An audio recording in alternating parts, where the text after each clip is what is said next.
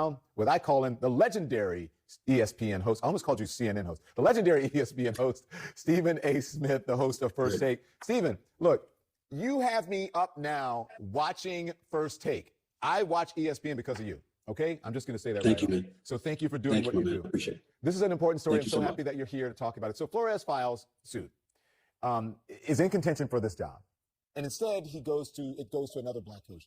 Does that in any way negate his claims? Well, I'm sure the teams like the Houston Texans are hoping so. The rest of the NFL owners in the league are hoping so. He files a class action, lawsuit against them. They're in a world of trouble. Now, obviously, their initial position of the National Football League, which I think was a mistake, was saying that his case had no merit. Well, it absolutely does have merit. The Rooney Rule, which was implemented in 2003, calling for NFL teams to at least interview an African-American candidate, and obviously over the years have been modified to some degree. Nevertheless, the goal was to elevate the number of African-Americans that were accorded head coaching positions. In 2003, when the rule was implemented, there were 3 African-American head coaches in the National Football League. In the year 2022, right now, there happened to be 1 until the other day. And so when you look at it from that perspective, it was clear that something needed to be said, something needed to be done. And in the end, what it comes down to is that the NFL, meaning the team owners, more so than the league office, they messed with the wrong one, because this guy, Brian Flores, doesn't seem to be playing games. He wants to take the position, and he's willing to put his career on the line to send that message. Stephen, why don't we hear from Lovie Smith? He wouldn't talk about Flores' lawsuit, but he did say this. Here it is.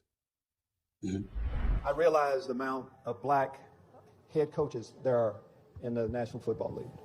It's Mike Tomlin, and I think there's me. I don't know of many more.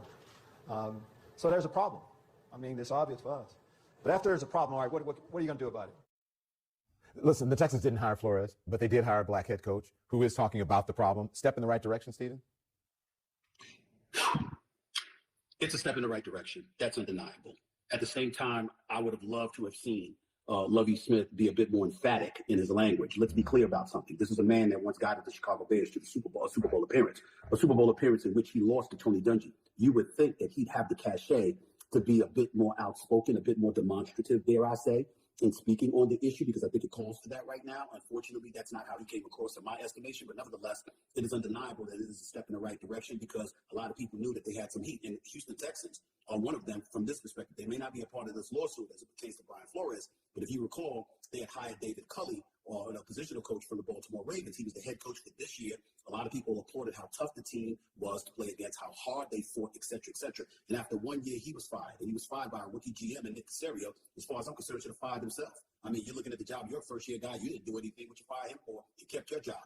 These are the kind of things that make you question it, because at the time that Lovie Smith became a candidate, Josh McCown was actually a candidate for that head coaching position. Don Lemon, he's a high school coach. He was playing football, but he's coaching high schools. Never coached college, never coached in the NFL team, and he was a leading candidate for the Houston Texans job, according to numerous reports, until Brian Flores filed his lawsuit. So that should tell us all something. Who did he know? Is he related to something? I mean, it's friendship. I mean, for all we know, they can have pictures on somebody. I don't know what the hell is going on, but there is no question.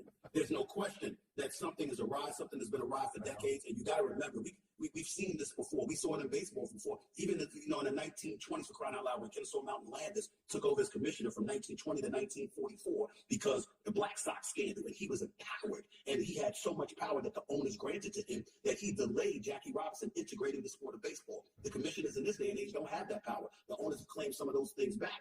And as a result, Roger Goodell can't do the kind of things that he wants to do, which is why you saw those civil rights leaders meet up with him virtually to address this issue and to let him know something needed to be done. Well, let me get into that before we run out of time, because Roger Goodell says that the league will reevaluate diversity policies. He says that the lack of black head coaches is, and I quote here, unacceptable. And it's good that he is saying that and meeting with these civil rights leaders, but how much of this is in his control versus, as you say, the team owners? Limited control. You can say that they can modify or amend the NFL Constitution to some degree to make sure that punitive damages are implemented into the proceedings. You could get Congress involved. Remember, even though the NFL is supposed to be a private industry, there is public funding that's involved. Look at all of these stadiums. Over 20 stadiums, new stadiums, have been built, obviously assisted by taxpayer dollars since 1997. When you're utilizing public funds, that was the case that I was told. These individuals approached Roger Goodell about. They said, wait a minute. We are approaching this from a civil rights perspective. There are taxpayers, there are American citizens who happen to be black who assist in funding these stadiums and building the coffers of NFL owners. We'll be damned if we're going to sit here quietly. We don't need you to bring in experts. We are experts, and we're ready to address this with the fervor that it deserves. I was told that is the message that they sent to Roger Goodell, and we're going to see what happens as a result of it.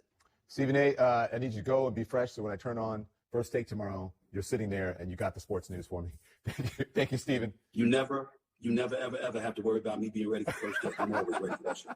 Thank you, brother. I appreciate you appearing. I'll see you tomorrow. Thanks. No doubt. Take care. Records broken, barriers shattered, Oscars. So take this. Diverse? Stay with us.